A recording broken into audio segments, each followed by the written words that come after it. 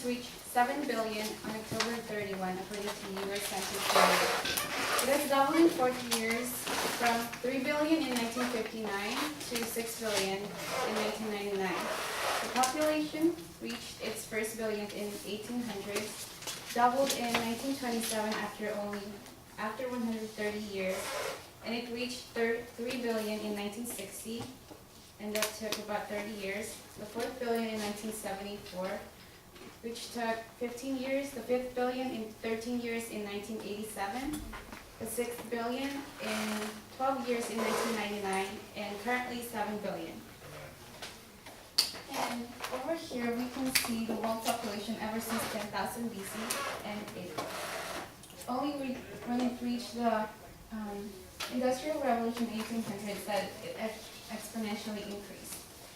Now, if the population exponentially increases the way it is showing this data, will Earth be able to hold our entire population and sustain a global equilibrium? When even these days, there are so many social, economical, and environmental injustice. Now, the population is increasing rapidly, and something should be done to keep it stable before overpopulation occurs. Rapidly increasing population growth causes overpopulation, meaning the number of people is too great to be sustained by the available natural resources. Today I'm going to tell you the problem and cause and solution of overpopulation. Overpopulation causes many environmental, social, and economical problems. Population puts stress on environmental, and it is mainly due to overconsumption.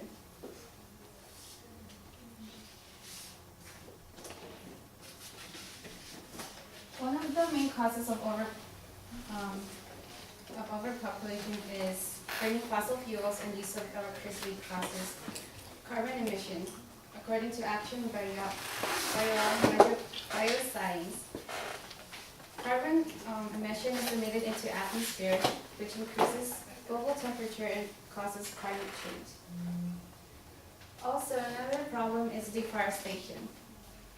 Current demand for forest products exceeds the limit of 25%. According to National Geographic, deforestation causes loss of habitat for other millions of species, and it also drives climate change. The lack of trees deprives the water cycle, since trees have the ability to send water vapor back to the atmosphere. And fewer forests also means that fewer trees are absorbing carbon dioxide, and more carbon dioxide is emitted into the atmosphere. And here shows the number of Earth. I dotted the line, and we are currently using 1.5, or emitting 1.5, no, we are emitting more carbon than one Earth can handle. Not only environmental problems, but also social problems are caused by overpopulation.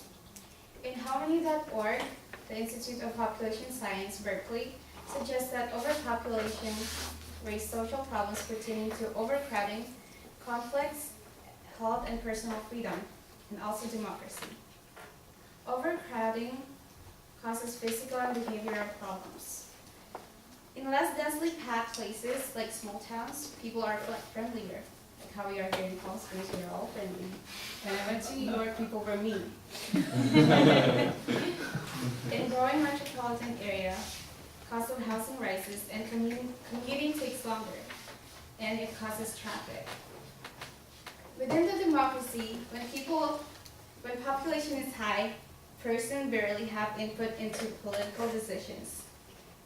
Health-wise, viruses spread faster when the population is dense. Now within the economy, Global Issues states that industrialized nations like US consumes 40% of world resources. However, we're not populated. We're not overpopulated, but US consumes more than it needs.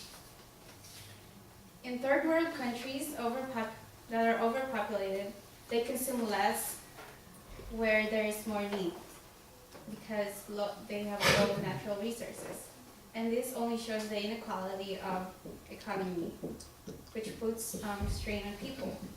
Not only that, overpopulation also causes job losses, because there are too many people and there are only a few number of jobs. Now, if population increases in bursts, overpopulation could cause strain on people and major damage to Earth. In order to prevent overpopulation, we need to know what causes it.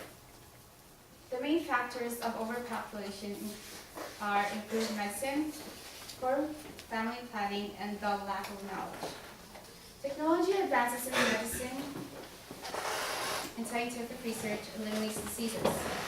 Now more people are having an active lifestyle, which means healthier lifestyle, because people are more conscious.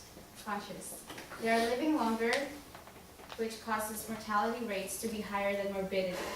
That means there are more people living than there are in deaths. Another factor is poor family planning, and it continues to be a huge factor according to scientificdaily.org.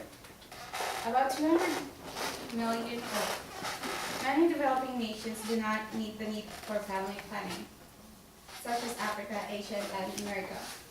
About 200 million women prefer to delay having children, but they don't have access to contraceptions and birth controls, which causes more unwanted pregnancies. In general, women do not use contraceptions, also due to fear, because of side effects and ethical and religious concerns. In the developed world, like US, unintended pregnancy remains an issue because we are making bad decisions. Now thirdly, lack of knowledge is another cause of overpopulation. People are not aware of overpopulation. Those lacking education fail to understand the need to prevent excessive growth of population. And the lack of family planning is commonly seen in the illiterate lot of the world. Now that we know the causes of overpopulation, we need to learn how to prevent it and keep a stable population. To sustain the world's population and prevent overpopulation, decisions need to be made. PopulationMatters.org suggests the provision of family planning, women empowerment, and global awareness. Government needs to meet the need for family planning for stability. In developing countries, the first priority is to provide universal access to family planning. In developed countries, contraception is readily available, like us, but our only priority is how we handle it and how we choose responsibly. Another key to a stable population is women empowerment. We need to educate women, and studies suggest that more educated women generally have fewer children, according to Science Daily of July 2011. The United Nations Population Fund suggests that empowering women and of the younger generation can have intergenerational effect. It also empowers them to take control of their fertility as basic human right. Not only that, but we also need to have global awareness of overpopulation. People need to be aware that the cause of overpopulation, that the population is already above the sustainable level, and in many regions well above the same level. As people became aware of sustainability in the 60s and 70s, many people choose to have smaller families. 1 or 2 should be enough for most. However, 0 or 3 is fine. Also, the government needs to endorse initiatives on health education. Schools need to improve the way sex and relationship are taught in schools to reduce teenage pregnancy. And along with health education, should students be taught about the implication of teenage pregnancy and population growth. Now, assuming that our population keeps us at a stable level, our projection shows that we can have at least 8 billion within 50 years. And if we keep it at a higher level, it will be 9 billion. And if the population grows exponentially, it'll reach about 10 billion in 50 years. And we need to keep it at a low projection to keep a stable lifestyle. Now that I have talked to you about the issue of overpopulation, what causes it, and what we can do to keep our population stable, we need to start thinking about how are we going to contribute to the population. We all need to make smart decisions that will promote world equilibrium. Don't you think it would be, I'm quoting Kim, don't you think it would be worse for people to die once we're out of resources than to force people to limit their children?